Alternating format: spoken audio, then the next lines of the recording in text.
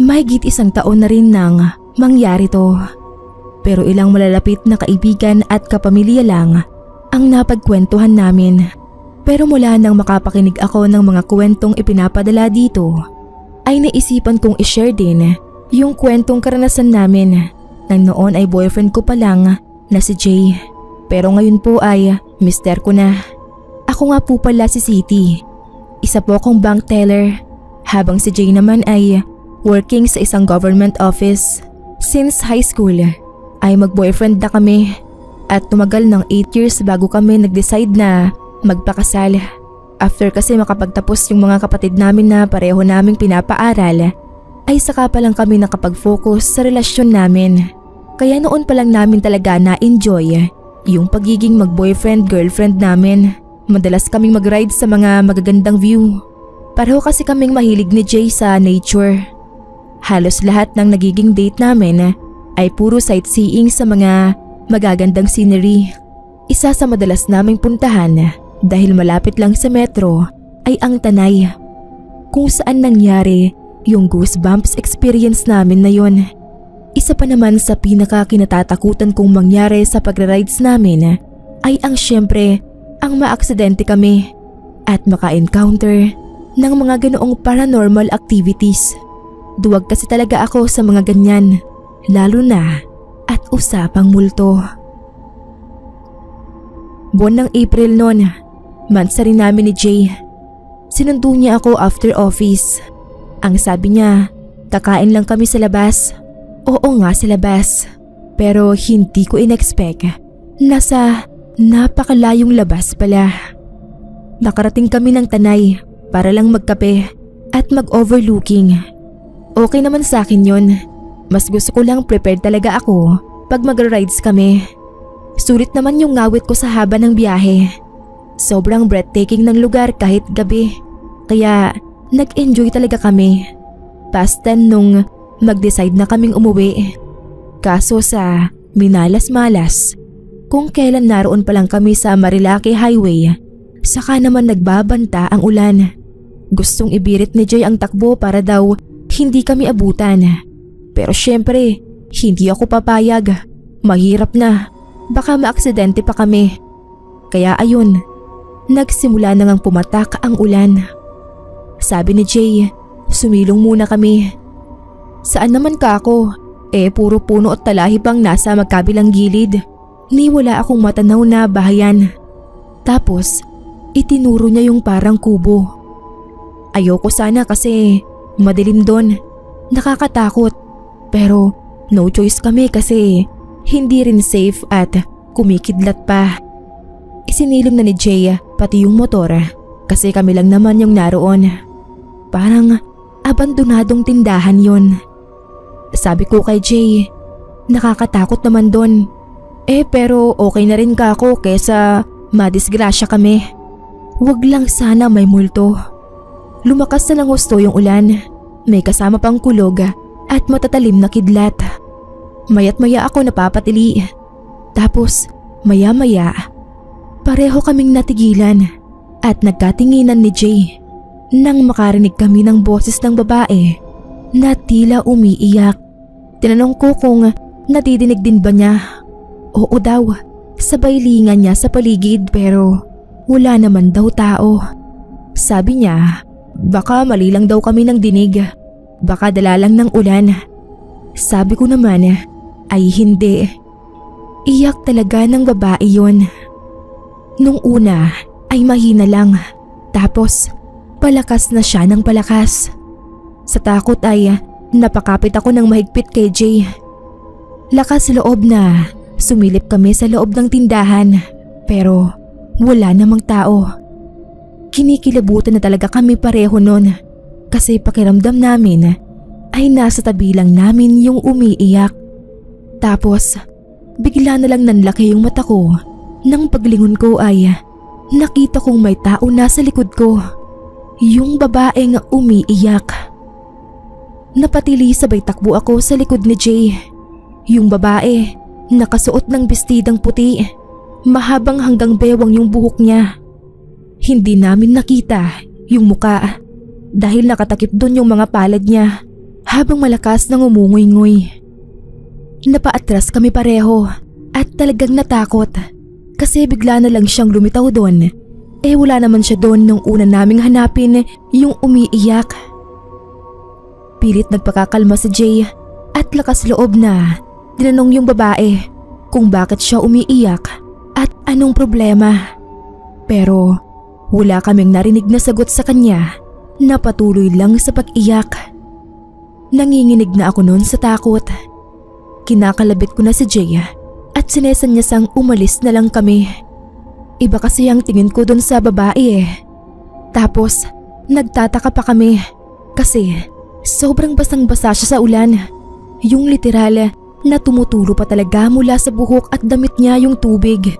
Ganong nakasilong naman kami. Tapos bigla akong napamulagat nang mapansin ko na parang nagkukulay pula yung tubig na tumutulo mula sa katawan niya. Wala naman kaming nakitang sugat sa kanya pero ang lakas ng tulo. Kahit si Jay ay bigla ring napaatras nang makita naming naging dugo nga yung tumutulo na yon. Hanggang sa matigmak na ng dugo yung puting damit niya at patuloy lang din siya sa pag-iyak. Napasigaw na ako at hinila ko na si Jay pasakay sa motor. Natataranta at hindi siya magkandatuto sa pag-start ng motor. Nang mapaandar yon ay walang lingon likod na sumibad kami palayo sa lugar na yon.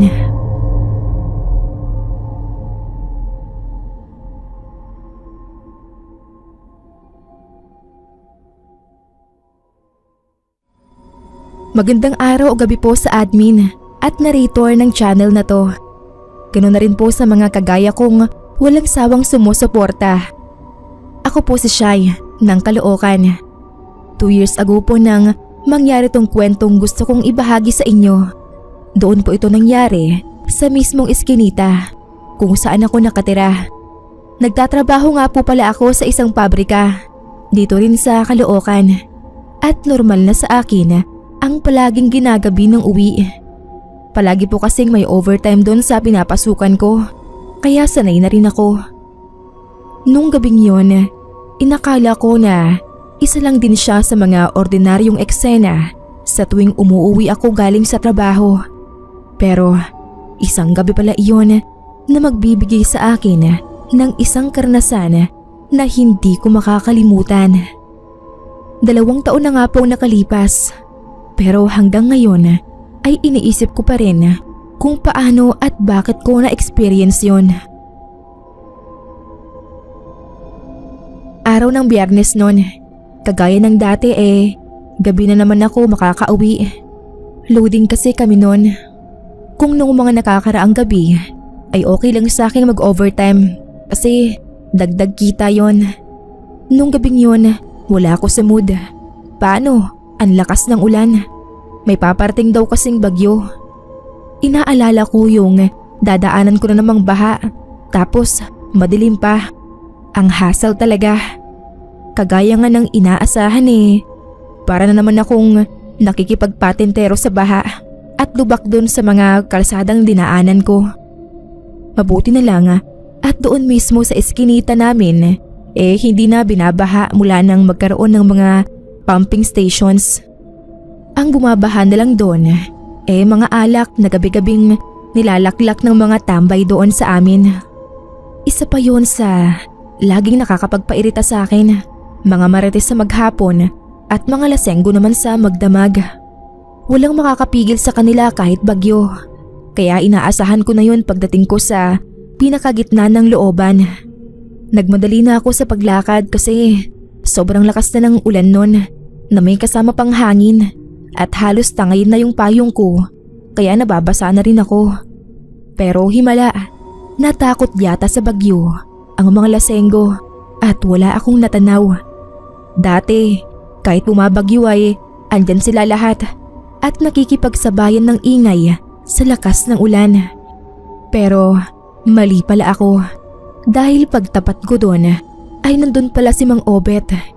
Yung isa na yun talaga ang literal na pinakamatibay sa inuman.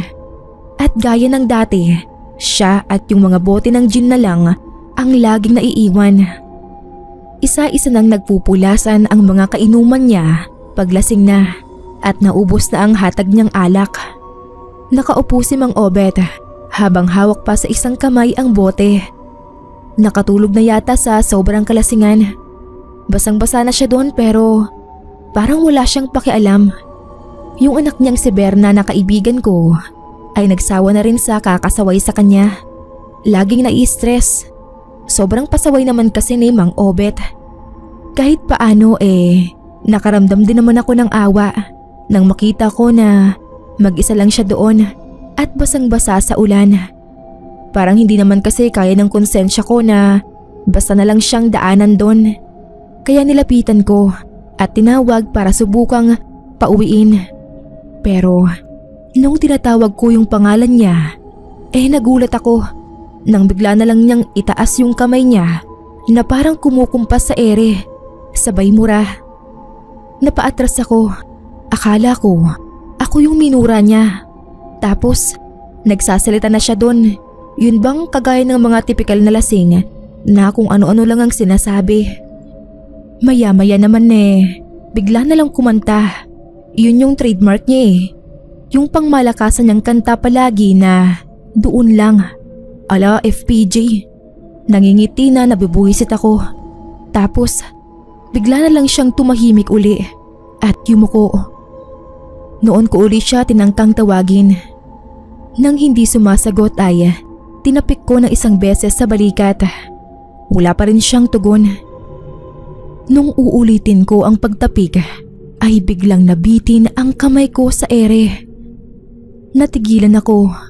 Bakit parang matigas yata ang hipo ko sa balikat ni Mang Obet? Malamig yun. Oo kasi nga basang-basa na siya. Parang bigla akong kinabahan sa naiisip ko. Pero imposible ka ako. Ayun at nagrarant at kumakanta pa nga. Inalis ko sa isip ko yon. Pero para lang makasiguro ay tinapik ko ulit siya. Sa pagkakataong yun ay may kasama ng pagkapa kahit na nga kinakabahan ako. At ganun na lang ang pagkagimbal ko nang makumpirma ko na totoong matigas nga siya. Yung klase ng tigas niya nakagaya sa isang bangkay. Alam ko ang hipo nun dahil nung namatay ang ka-live-in ko ay niyakap ko siya at ganun na ganun din katigas. Napatingin ako sa mukha niya na natatakpan ng sombrero. Nanginginig ang mga kamay ko pero lakas loob ko yung tinanggal at nang hilakbot ako nang makita kong maputla at wala na siyang kulay. Nakatirik na rin ang mata. Napatakbo na ako sa bahay nila Berna at pinagkakalabog yun.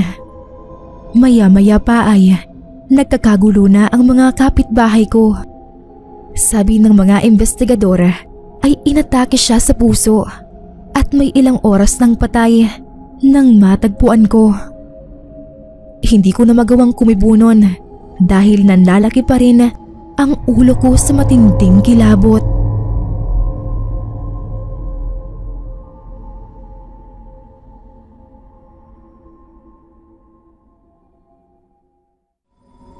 Hello sa inyo mga kapasta. Gusto ko lang pong magbahagi ng naging karanasan ko sa isang multo.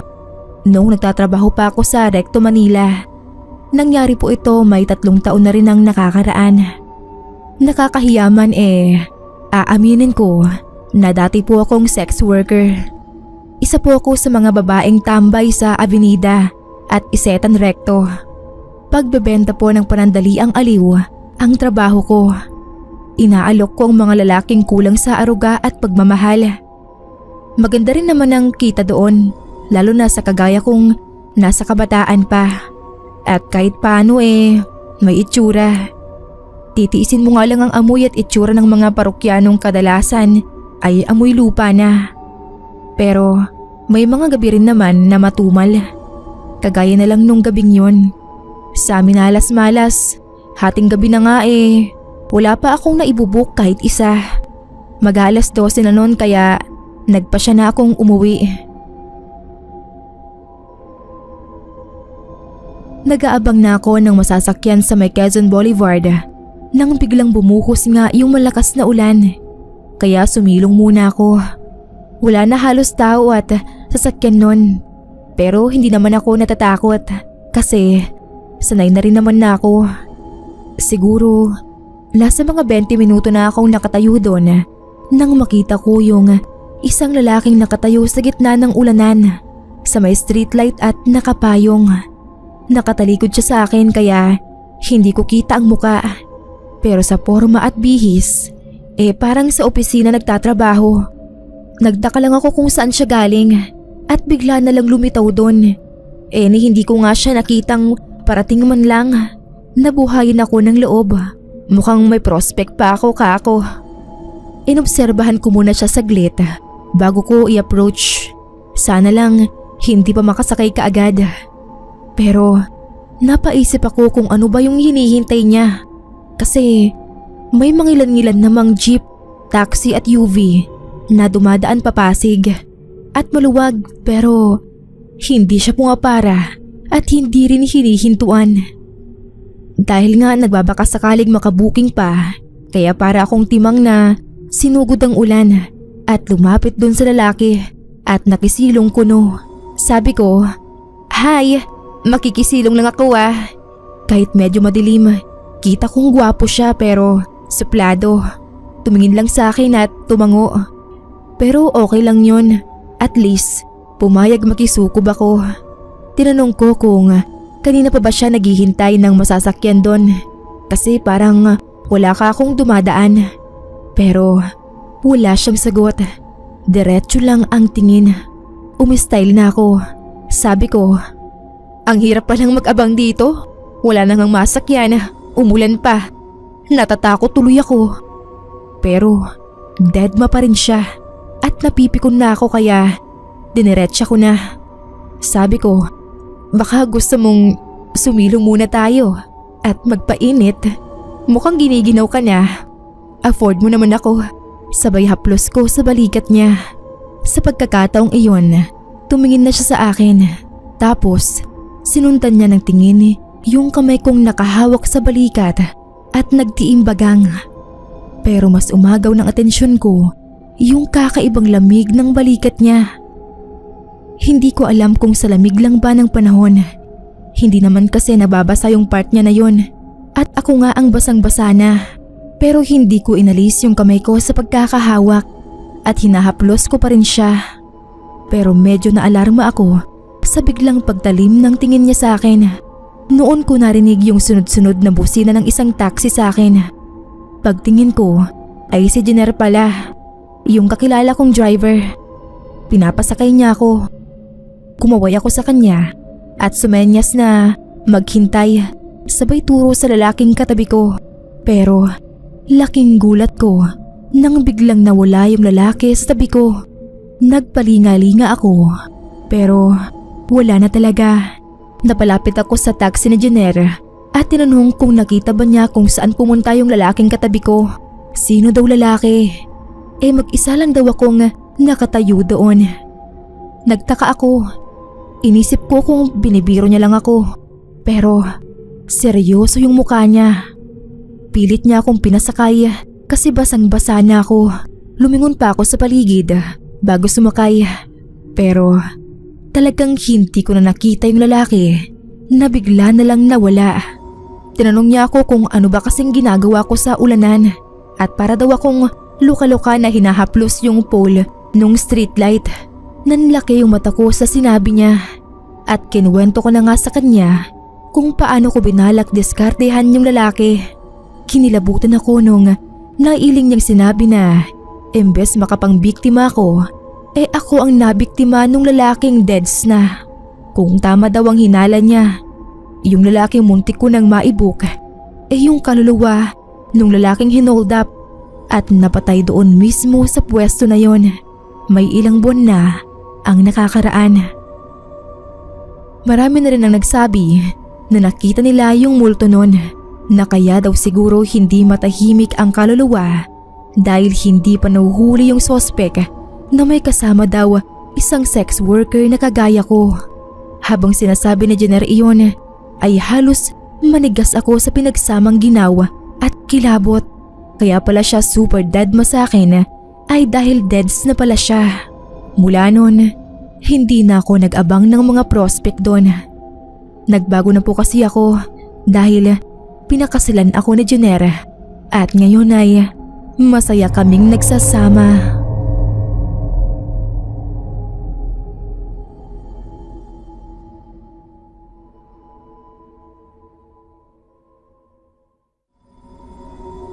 Avid listener po ako ng channel na to, pero first time ko lang pong magbabahagi ng kwento. Ako nga po pala si JD na taga Montalban, Rizal. Ang isishare ko po sa inyo ay yung pambihira at kakilakilabot na karanasan ng papa ko na isang tricycle driver. Nangyari po ito isang gabi sa kasagsagan ng malakas na ulan.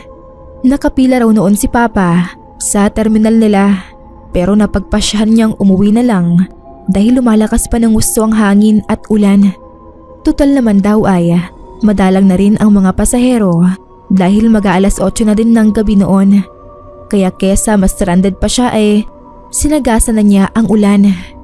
Habang binabagtas daw niya ang mahabang kalsada ay kinakabahan din siya dahil sa lakas ng hangin ay may mga puno na raw siyang nadaanan na halos magtumbahan na. Liliko na raw sana siya papasok sa lugar namin nang may naaninag siyang isang tao na kumakaway at tila pinapara siya.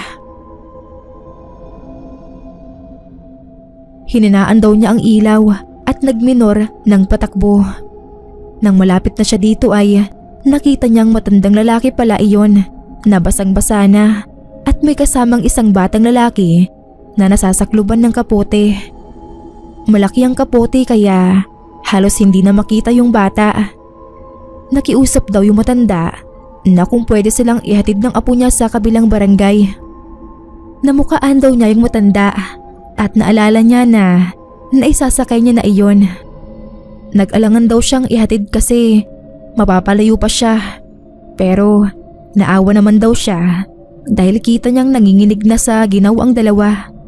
Lalo na ang matanda dahil basang-basa na nga ito. Kaya napilitan siyang isakay at ihatid iyon sa sinabing lugar.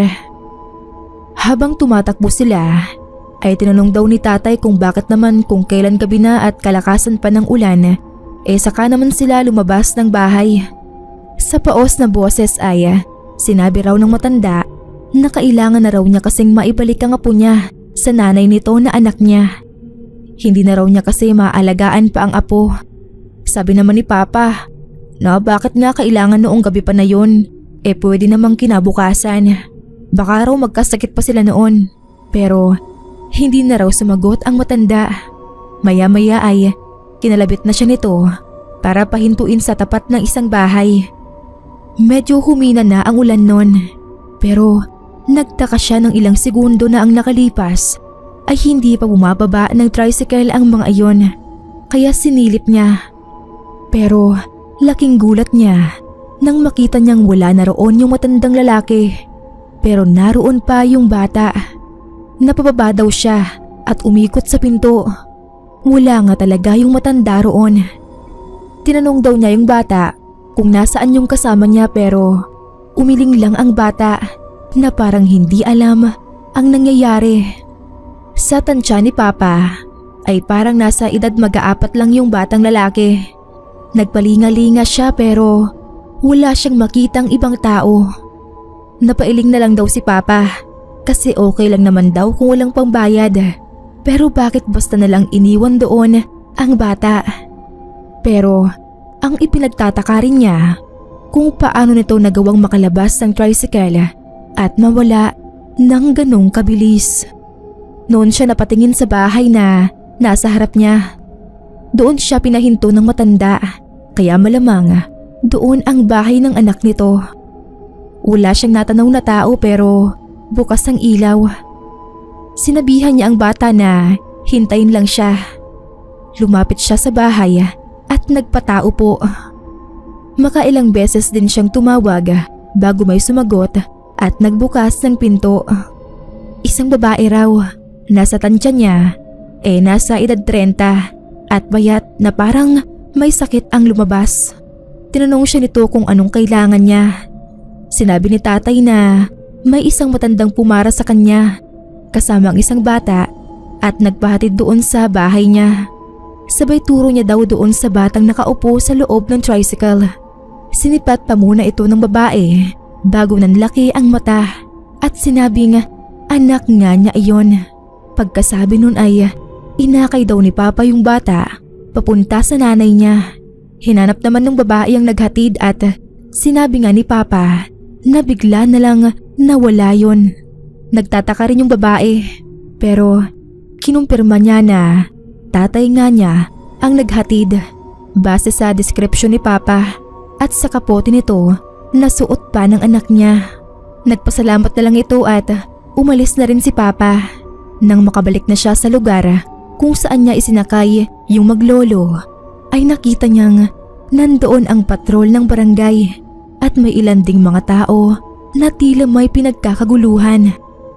Nang makiusyoso si Papa ay nalaman niyang may matanda raw na nabagsakan ng puno sa looban na yon at patay na nang matagpuan nila. At nang hilakbot si Papa nang makita niyang iyon yung matandang pumara sa kanya. Kaya pala biglang nawala ay dahil multo na lang pala yung naghatid sa apo niya sa nanay niya. Nang makauwi si Papa ay namumutla at hindi makapagsalita. Nang mahimasmasan ay saka lang namin nalaman ang nangyari at maging kami ay kinilabutan.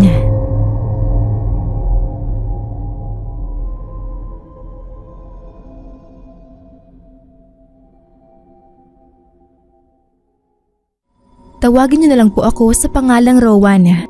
Bata pa po ako nang mangyari yung masakit na karanasan ko na yon. Pero magpasa hanggang ngayon ay patuloy ko pa rin yung nararanasan sa tuwing umuulan. Panganay po ako sa aming 3 magkakapatid. Ang mama ko po ay isang teacher at ang papa ko ay isang seaman. Noong panahon na mangyari iyon, nasa 10 taon ang edad ko. Si Rona na sumunod sa akin ay 8 at si Robin na bunso ay 6. Nung una po ay masaya ang pamilya namin. Ramdam ko yung pagmamahal sa aming magkakapatid nila mama at papa. Pero simula nang mangyari yon, ang mga kapatid ko na lang ang minahal nila at hindi na ako. Dahil po iyon sa pagkawala ng 2 kong kapatid na sa akin nila isinisisi. Noong maliliit pa kami ay doon pa kami nakatira sa Marikina dahil parehong nagtatrabaho sina mama at papa. Madalas ay kaming 3 magkakapatid ang naiiwan sa bahay. Pinapatignan niya lang kami sa kapitbahay namin. Isang araw, bumuhos ang malakas na ulan. Napatili sa tuwa ang 2 kong kapatid. Ilang araw na nilang hinihintay na umulan dahil gustong-gusto nilang maligo. Pilit nila akong inayang lumabas para maligo. Pero ayoko kasi alam kong magagalit si mama. Pero bigla na lang silang tumakbo sa ulanan. Wala na akong nagawa kundi sumunod sa kanila. Saway ako ng saway pero kalaunan ay nakipagharutan na rin ako. Naghahabulan kami, nagtatawanan. Bigla na naman tumakbo si Robin palabas ng gate. Kasunod si Rona. Hinabol ko sila at sinabihan na sa loob lang kami. Pero hindi sila nakinig at tuloy pa rin sila sa pagtakbo. Hanggang sa bigla na lang sumulpot ang isang truck at mabilis ang takbo at nabundol silang 2. Kitang-kita ko na tumilapon ang katawan ng 2 kong kapatid bago sila bumagsak sa semento at nangisay. Ang huling natatandaan ko noon ay sigaw ako ng sigaw bago ako parang namanhid at natulala na lang. Ang sumunod na naramdaman ko na lang ay ang masasakit na sampal at sabunot ni mama. Galit na galit siya sa akin. Ako ang sinisisi niya sa pagkamatay ng 2 kapatid ko. Kung binantayan ko raw silang mabuti, buhay pa raw sana sila. Ako raw ang pumatay sa mga kapatid ko. Sana raw ako na lang ang namatay. Magmula noon, hindi na lang kapatid ang nawala sa akin, kundi pati magulang. Dahil pati si Papa ay nagalit sa akin. Hindi raw nila ako kayang makita. Kaya ipinaalaga nila ako sa kapatid ni Mama sa Leyte. Tumutol ako, umiyak ako, nagmakaawa pero hindi raw nila ako mapapatawad. Pagtapos ng libing ay isinama na ako ni Tita Inday sa probinsya. Nagpapadala sila kina tita ng sustento para sa akin. Pero simula noon ay hindi ko na sila nakita. At noon din nag-umpisa ang mga kakatuwang pangyayari na paulit-ulit gumugulo sa akin. Wala pa akong 1 linggo noon kina Tita Inday. Wala akong ginawa kundi umiyak. Hindi rin ako kumakain. Palagi kong iniisip yung sinabi ni Mama na ako ang pumatay sa mga kapatid ko, na sana raw ako na lang ang namatay. Isang araw nasa bintana ako nang biglang umulan ng malakas. Hindi ko pansin yun nung una, pero bigla akong nakarinig ng mga batang nagtatawanan.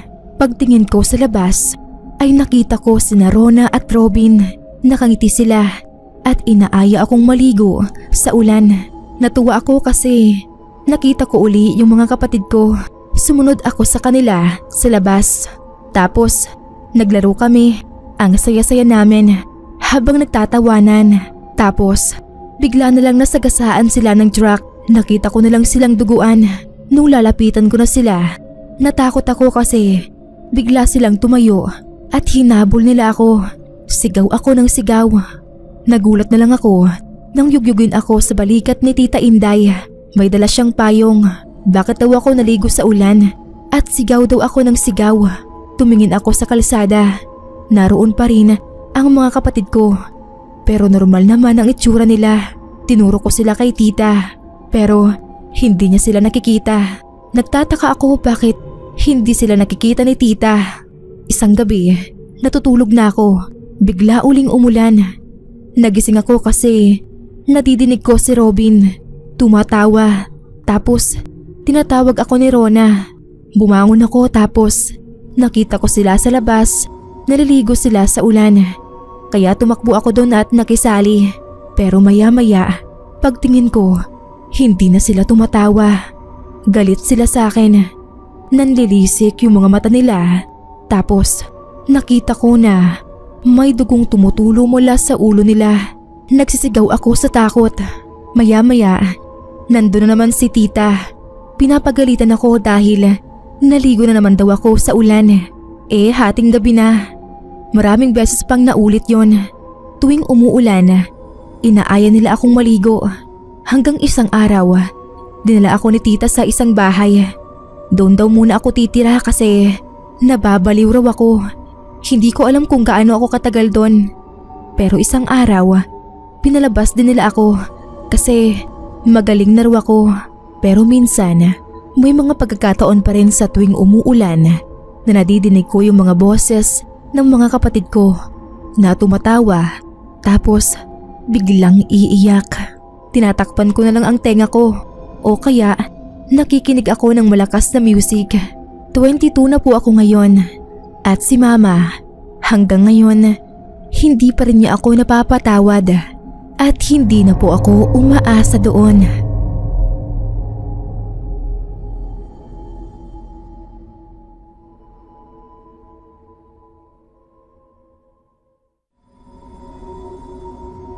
Ako po si Merlita, taga Karuhatan, Valenzuela. Naisipan ko lang pong ipadala sa inyo ang karanasan kong nakakatakot nung tag-ulan. Medyo matagal na rin naman po. Noong 2012 pa nangyari. Hindi ko lang talaga makalimutan. Lagi ko pa rin naaalala kapag umuulan yung sobrang nakakatakot na pangyayaring iyon. Nasa 5 buwan na ang ipinagbubuntis ko noon na panganay kong anak. Single parent po ako. Hindi po ako nahihiyang sabihin sa inyo na tinakbuhan ako ng lalaking nakabuntis sa akin. Hindi ko na po hinabol dahil hindi ko rin naman siya mahal. Lasing lang po kaming pareho nang may mangyari sa amin. Kahit ganon ang nangyari, ay itinuloy ko pa rin ang pagbubuntis ko. Pero umuwi po ako ng probinsya. Nagpaalam ko kina Mama at Papa dahil nahihiya rin po ako para sa kanila. Kasalukuyan po kasi akong nasa college pa noon. Kay Lola na muna po ako tumira, nanay ng mama ko. Dinadalaw ako ni Mama halos linggo-linggo kapag wala siyang pasok sa opisina nila. Nung nagkaroon ng bagyo, sinabihan ko sina Mama na wag na muna silang magpunta dahil hindi maayos ang daan. Tapos nawalan pa ng kuryente at gamit lang naming ilaw ay yung DIY na gasera ni Lola. Garapon na pinuno ng asin, nilagyan ng bulak na metsa at saka binuhusan ng gamit na mantika. 2 po yun. Sabi ni Lola, sa gabi lang namin sisindihan dahil sa umaga kahit makulimlim may liwanag naman ng konti sa bahay. Sanay ang lola ko na natutulog ng maaga dahil maaga rin siyang gumigising. Ako naman nung gabing yun, hindi ako makatulog. Pabiling-biling ako. Malakas ang ulan at mahangin pero naiinitan ako. Hindi ako mapakali. Bumangon ako at nagpunta sa kusina para uminom ng tubig. Tapos bumalik na ako sa higaan. Isa lang ang kwarto sa bahay ni Lola pero 2 ang kama kaya tag-isa kami ng higaan. Nakahiga na ako at pinipilit makatulog nang mapatingin ako sa bubungan. Narinig ko kasi ang pagkalampag ng yero. Walang kisame kaya dinig na dinig kapag may ingay sa bubungan. Kahit kaluskos lang. Nakita kong bahagyang umangat ang yero.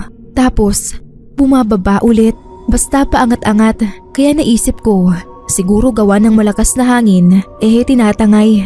Nag-alala rin ako dahil baka nga tuluyang tangayin ng hangin ang bubong ni Lola. Kaya bumangon ako. Gigisingin ko sana si Lola para ipakita ang paangat-angat na bubong nang bigla akong matigilan. Paano? May nakita akong sumilip nang muling umangat ng konti ang bubong. Napasigaw ako na siyang ikinagising ni Lola. Dali-dali niya akong nilapitan at tinanong. Hindi ako makapagsalita. Tinuro ko na lang ang siwang sa bubong. Alam kong nakita rin ni Lola ang nakita ko kaya nagmamadali siyang nagpunta ng kusina at kinuha ang asin. Isinaboy niya sa butas. Dinig na dinig namin ang mabibigat na yabaga sa bubungan na parang tumakbo tapos biglang nawala. Hindi ko alam kung lumipad ba o ano. Ang nakita ko kasi kaya ganoon na lang ang takot ko ay mabalahibong muka. Sa pag-angat ng bubong ay nasilip ko rin na may pakpak siya. Maitim siyang lalaki. Nakakatakot talaga ang itsura. Kahit madilim ay kitang-kita ko ang hilatsa ng pagmumuka. Ang sabi ni Lola, tik-tik daw yon. Dahil madilim, maulan at wala ngang kuryente kaya malakas ang loob. Noon ko natiyak na hindi pala takot sa tubig ang isang tik-tik dahil kahit umuulan ay nagawa pa rin niyang mag-aswang. Sabi ni Lola, iba't iba ang uri ng mga aswang. Marami raw ang mga yon kaya hindi malayo na meron ngang hindi takot sa ulan. Nang sumunod na gabi ay doon na kami sa sala na tulog ni Lola. Doon namin inilatag ang comforter dahil maayos ang bubungan sa bandaron. Hindi raw ako magagalaw doon ng tik-tik.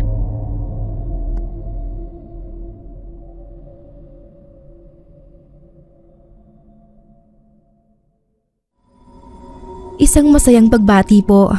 Ako si Christine. Ang kwento ko po ay tungkol sa naging kaibigan ko dati sa probinsya, si Melody. Para sa akin, napakamahiwaga po ng pangyayaring yun.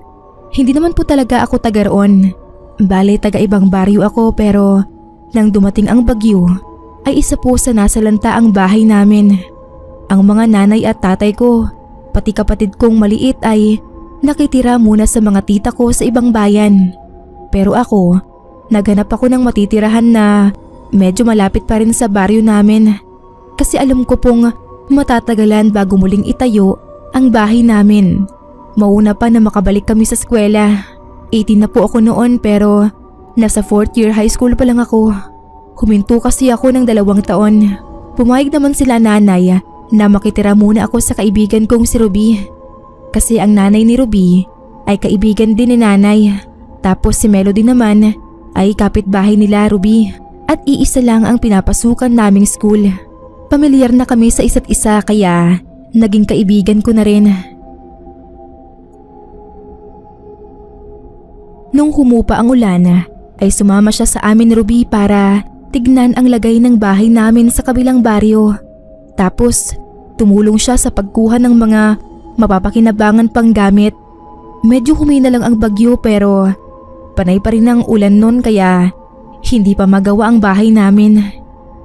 Isang beses, nag-text sa akin ang nanay ko. Pinapapunta ako sa bahay ng tita ko kung saan sila tumutuloy. May handaan kasi, birthday ni tita. Pinapatulong ako ni nanay sa pag-aasikaso kaya nagpaalam ako sa nanay ni Ruby na pupunta muna ako sa bayan. Dapat kasama ko si Ruby kaya lang nagpasama rin sa kanya ang pinsan niya. Hindi ko alam kung saan sila pumunta kaya ako na lang ang umalis. Dahil nga sa maulan pa rin kaya nahirapan akong mag-abang ng masasakyan. Ilang minuto na akong nakatayo sa waiting shed. Wala pa rin dumadaan na tricycle papunta sa sakayan ng jeep. Kung may dumaan man ay may sakay naman.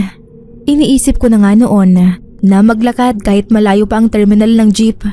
Habang nag-iisip pa ako, natanaw ko si Melody na paparating. Natuwa ako kasi may makakasabay na ako sa paglalakad. Pero napansin ko na parang matamlay siya at wala rin siyang dalang payong. Tinawag ko siya nung malapit na siya sa akin. Tumingin naman siya. Tinanong ko kung papunta ba siya sa labasan. Sabay na kami para pati mapayungan ko siya. Sabi ko pa, bakit nagpapakabasa siya sa ulan? Kahit na ba mahina lang yung ulan tsak na mababasa pa rin siya. Tumingin lang siya ulit sa akin. Inulit ko yung tanong ko kung saan siya pupunta. Sumagot naman siya pero napakahina ng boses. Sabi niya, hindi niya alam kung saan siya pupunta. Kinabahan ako. Tingin ko, may problema siya. Kaya sabi ko, umuwi na lang muna siya. Hindi siya umimik. Yumuko lang siya. Hindi naman ako nagmamadali kaya sinabi kong ihahatid ko na lang siya pabalik sa bahay nila. Umiling siya. Nahiwagaan talaga ako sa kilos at sinabi niya. Tapos, naglakad na ulit siya ng mabagal. Nung sinabayan ko siya, pinigilan niya ako. Sabi niya, hindi raw ako pwedeng sumama sa kanya. Hinawakan pa niya ako sa braso. Napatingin ako sa kamay niyang nakahawak sa braso ko kasi naramdaman ko yung lamig. Pero naisip ko, gawa siguro ng malamig na panahon. Tapos basa ang kamay niya na natuyo kaya malamig. Hindi ko alam ang magiging reaksyon ko nang talikuran na niya ako at ipinagpatuloy ang paglalakad niya. Kung uso na ang cellphone noon na may camera at video, baka binidyuhan ko o kaya ay kinuha na ng litrato. Kasi kakaiba talaga yung pakiramdam ko sa kanya nung mga sandaling iyon. Parang may mali. Bago siya tuluyang makalayo sa akin, ay muli ko siyang tinawag. Huminto naman siya at lumingon. May sasabihin sana ako nang biglang tumunog ang cellphone ko. Si Ruby ang nasa kabilang linya. Ibinabalita sa akin na isinugod daw sa ospital si Melody kasi nahirapang huminga. Biglang nanginig ang katawan ko at gumaralgal ang boses ko sa pagtatanong kay Ruby na sigurado ba siya. Sa mga sandaling yun kasi nakausap ko siya sa cellphone ay nandun pa si Melody at nakalingon sa akin. Kinumpirma ni Ruby ang sinabi niya dahil nakita pa raw niya nang isakay sa tricycle si Melody ng mga magulang niya patungong ospital nga. Tuluyan na akong tinalikuran ni Melody at nagpatuloy siya sa paghakbang ng mabagal. Si Ruby nagtataka na sa akin kasi hindi na ako sumasagot. Nakatitig pa kasi ako kay Melody. Natulala ako sa pangyayari. Nung araw ding iyon ay pumanaw na nga si Melody kasi malala na pala ang sakit niya sa baga. Nang ikwento ko yun sa nanay ko, pati kina Ruby at nanay ni Melody, iisa lang ang sinabi nila. Baka raw nagpaalam lang sa akin ang kaluluwa ni Melody o bukas ang third eye ko kaya nakita ko ang umpisa ng paglalakbay niya bilang kaluluwa sa gitna ng tikatik na ulan.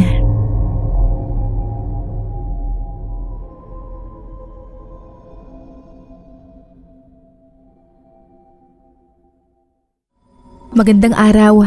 Ang karanasan po ng pamilya namin ay naging napakasakit po dahil hindi ibang tao ang involved, kundi miyembro lang din po ng pamilya namin. Ako po si Chona, ang panganay sa 5 magkakapatid. 23 na ako ng panahon na yon. Alam ko naman po na sa mag-asawa ay hindi maiwasan ang pag-aaway. Pero alam ko rin na hindi lilipas ang mga araw ay magbabati at magbabati sina mama at papa. Ang hindi namin inaasahang magkakapatid ay yung aabot pala sa punto ng paghihiwalay ang simpleng away nila nung gabing yun. Ayon kay mama ay may bago na naman daw na babae si papa. Sabi naman ni papa, wala raw yun. Huwag daw maniwala si mama sa mga chismis ng kapitbahay. Kami naman pag gano'n ang away nila, hindi kami nag-aalala. Kasi lagi namang ganon. Laging may pinagseselosan si mama. Kaya nasanay na kami. Hindi niya kikibuin si papa. Pero pag sinuyo siya ni papa, ay magpapasuyo naman siya. At okay na sila ulit. Pero nung gabi ngang yun, ay biglang nag-stalkwa si mama. Binilinan pa niya ako na ako na muna ang bahala sa mga kapatid ko. Noon lang ginawa ni mama ang maglayas kaya hindi ko alam ang gagawin ko. Sabi naman ni papa, hayaan daw namin. Natuto raw umalis kaya hintayin na lang daw namin na matuto ring bumalik. Pero kahit ganun ang sinabi niya, ay hindi ko maiwasan na mag-alala kay mama. Siguro mga 2 o 3 linggo yun na lumipas. Umaga nun, nagising ako sa sigaw ng kapatid ko. Napabarikwas ako ng bangon. Kaya pala, si papa raw ay parang nai-stroke. Hindi makagalaw at nangingiwi ang bibig. Nagmamadali akong tumawag ng tricycle para madala si papa sa ospital. Kasama ko ang isa sa mga kapatid ko. Habang papunta kami sa ospital, ay biglang bumuhos ang malakas na ulan. Dahil tag-ulan naman talaga nun. Nakasandal sa balikat ko si papa. Napansin ko na itinuturo niya ang ibabang bahagi ng katawan niya. Hindi ko maintindihan kaya sabi ko, huwag nang mag-alala at malapit na kami sa ospital. Ang dami pang naging aberya nun bago kami makarating sa ospital dahil nga sa lakas ng ulan. Naipit kami sa traffic. Muntik pa kaming mabangga dahil nagmamadali nga ang driver na maihatid kami sa ospital. Emergency kasi. At kung kailan malapit na, ay saka pa nasiraan ng tricycle. Inakay na lang naming magkapatid si papa. Kahit nabasa na kami ng ulan dahil hindi kami nakapagdala ng payong sa pagmamadali. Pagdating po namin ng ospital, nang matignan na ng doktor si papa, ay sinabi sa akin na punong-puno raw ng sugat ang ari ni papa. Yun pala ang tinuturo sa akin ni papa kanina sa tricycle. Pero ang lumabas na resulta sa mga ginawang pagsusuri ay normal. Nakapagtataka dahil kitang-kita naman na na-mild stroke siya. May nakapagbulong sa akin na staff sa ospital ding iyon na subukan ko raw dalhin sa albularyo. 2 araw lang na na-confine si papa. Umayos naman ng konti ang lagay niya. Hindi na siya nakangiwi at medyo naigagalaw na niya ang kamay at paa niya. Ang kaso, yung ari niya, yun po ang lumala. Mas dumami pa ang sugat at umiiyak talaga si papa kapag nagbabanyo siya. Awang-awa ako noon kay papa. Habang hinihintay ko si papa na lumabas sa banyo, ay napatingin ako sa bintana. Nagulat ako. Nasa harapan ng bahay namin si mama, nakatayo sa gitna ng ulanan. Wala siyang payong at nakatitig lang sa pintuan ng bahay namin. Kaya nagmadali ako sa pagkuha ng payong tapos lumabas ako para papasukin siya. Pero hindi siya pumasok. Kinamusta lang niya ang lagay ni papa. Matapos niyang malaman ay umalis na ulit siya. Nahiwagaan ako sa kilos ni mama. Hindi ko na siya maintindihan nun. Mas pinili pa niyang maglakad sa ulanan paalis kaysa pumasok sa bahay. Parang inalam lang talaga niya ang sitwasyon ni papa.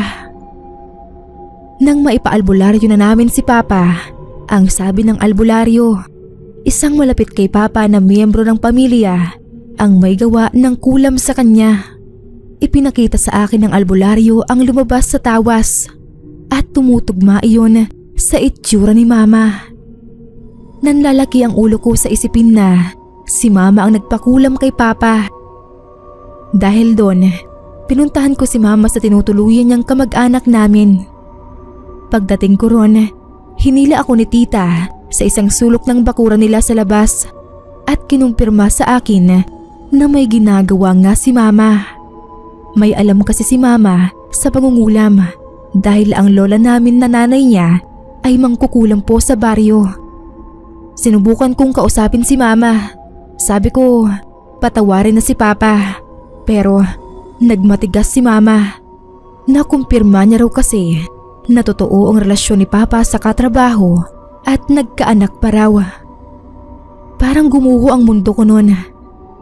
Ang nangyari po ay unti-unting kinain ng mga sugat ang ari ni Papa hanggang sa maagnas iyon at iyon na rin po ang ikinamatay niya. Pagkababang luksa ay sakalang bumalik si Mama sa bahay namin. Hanggang ngayon, mabigat ang dibdib ko sa nangyari na sarili kong ina ang kumitil sa buhay ng Papa namin. Pero hindi ko naman maisisisi lahat kay Mama dahil mabigat din naman ang naging kasalanan ni Papa sa kanya. Napagod na siguro si Mama sa pagmamahal kay Papa. Napalitan ng galit at pagkasuklam kaya nagawa niya yon. Pero may mga gabing naririnig ko si Mama na umiiyak sa kwarto nila ni Papa.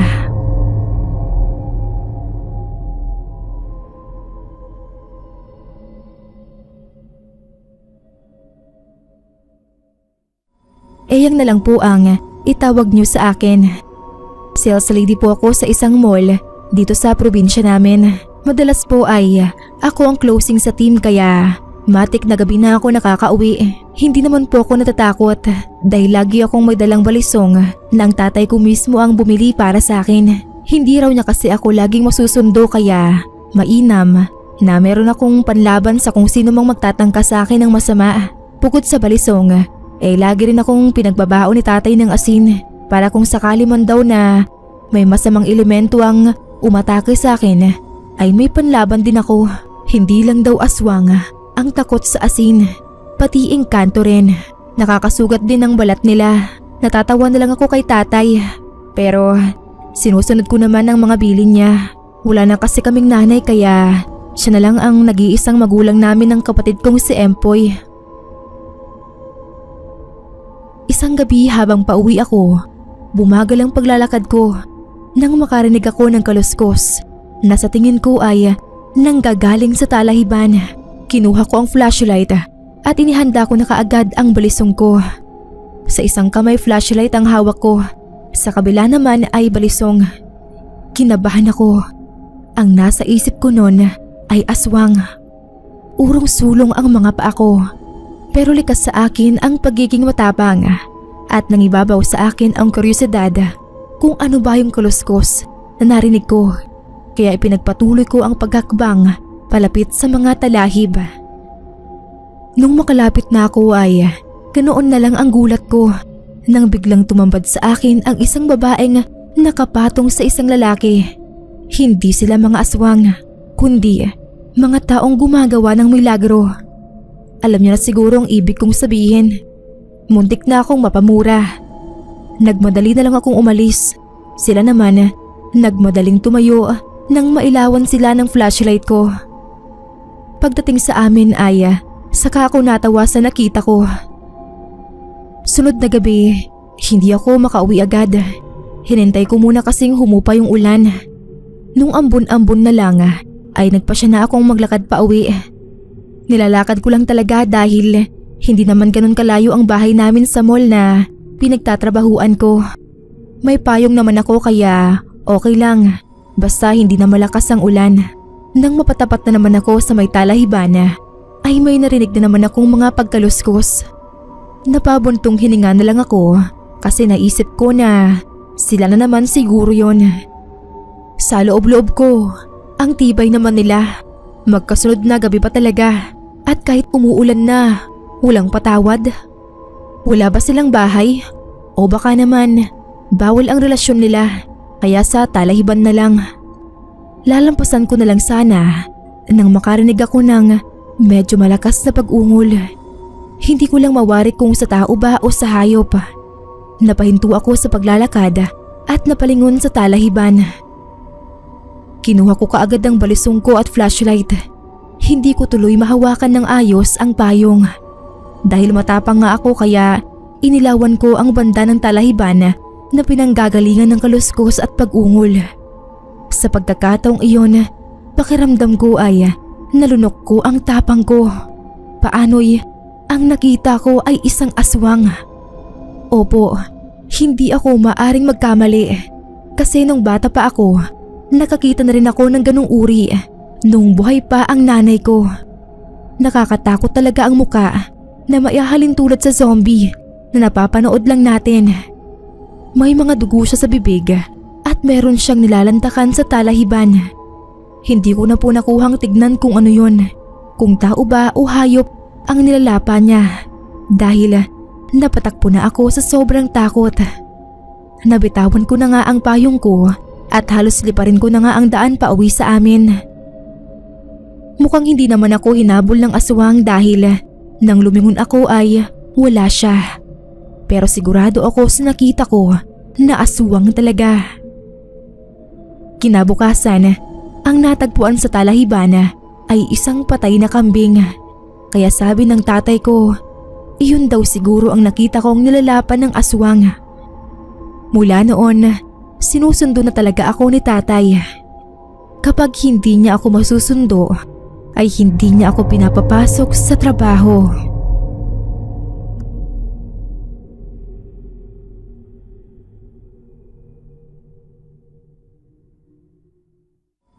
Ako po si Nori. Nabibilang po ako sa pamilya na may mga third eye. Magmula pa man sa mga ninuno namin. Kilala po ang pamilya namin sa baryo na lahing may mga third eye. Ang mga kamag-anak po namin, pati si nanang, tatang at mga kapatid ko, lahat sila proud at gustong-gusto nila na mayroon sila nun. Ako lang yata ang hindi nagkagusto dahil mas nangibabaw sa akin ang takot sa tuwing makakakita ako ng hindi normal na tao, kagaya ng mga espiritu, masama man o mabuti, iba't ibang elemento, at ilang beses na rin po akong nakakita ng aswang. Hindi nga lang po ako marunong makipaglaban gaya ng tatang at kuya ko. Isang gabi, nagkaroon ako ng masamang panaginip. Malaking pagbaha na lumampas na sa bubungan namin. Kaya kung saan-saan na lang daw kami nakakapit para makaligtas. Sa panaginip ko, ang dami kong nakitang mga bangkay na naglutangan sa mataas na baha. Yung iba nga ay naanod pa malapit sa pwesto ko. Kaya sigaw ako ng sigaw at iyak ng iyak. Nang magising ako ay talagang umiyak ako ng umiyak dahil sa panaginip na yon. Kinabukasan din po ay pumasok na ang bagyo sa lugar namin. Naalala ko ang panaginip ko, lalo na nang unti-unting magbaha. Sinabihan ko na sina nanang at tatang na lumikas na kami dahil baka lumaki ang baha gaya ng sa panaginip ko. Ilang tag-ulan at pagbaha na raw ba ang dinaanan namin. Hindi naman nakakaabot sa ikalawang palapag ng bahay namin. Laging hanggang unang palapag lang at hanggang binti lang naman ang laki. Mahirap daw sa evacuation area at wala rin naman kaming mapupuntahang kamag-anak sa ligtas na lugar. Kaya kung babahaman daw ay hihintay na lang namin na lumiit. Hindi ko sila napilit pero kinakabahan talaga ako habang tinititigan ko ang malakas na buhos ng ulan sa labas. Mga ilang oras pa ang nakalipas ay naging tuloy-tuloy ang pagtaas ng baha. Lumampas na sa binti at lumampas na rin sa unang palapag ng bahay namin. Sa madaling salita, ang laki ng baha sa panaginip ko ay nangyari na nga po. Masyadong naging mabilis ang mga pangyayari. Rumaragasa ang paglaki ng baha kaya kaming pamilya ay nagkahiwa-hiwalay. Nakapitan ko pa noon ang kapatid kong bunso na lalaki. Kaso, nang umalon ang tubig ay nabitawan ko rin siya. Tarantang-taranta ako noon. Halos mapaos na ako sa kakasigaw. At sinanang nakita ko pa siyang kinakawayan ako. Sinesanyasan na kumapit mabuti. Lalapitan daw niya ako. Pero maya-maya lang ay hindi ko na rin siya makita. Hindi ako makaiyak sa sobrang pagkasyak ko sa mga nangyayari. Si tatay at iba ko pang kapatid, hindi ko na sila namataan. Yung mga rescuers nang dumating ay wala na akong nakita maski isa sa pamilya ko. Liblib kasi ang lugar namin kaya nahirapan din silang pasukin. Isa ako sa mga nadala sa evacuation area. Nung nandoon na ay saka kami nagkita ng kuya ko. Pero bukod kay kuya ay wala nang naisalba pa sa miyembro ng pamilya namin. Maraming kinuhang buhay ang bagyo at baha na yon. Kung nakinig lang sana sila sa akin, baka magkakasama pa kami ngayon. Kaya kapag umuulan, kahit mahinang ulan lang, hindi ko maiwasan na maalala ang masamang pangitain sa panaginip ko at ang pagkawala ng aking pamilya. Kasama pala sila sa mga nakalutang na patay noon sa baha sa panaginip ko.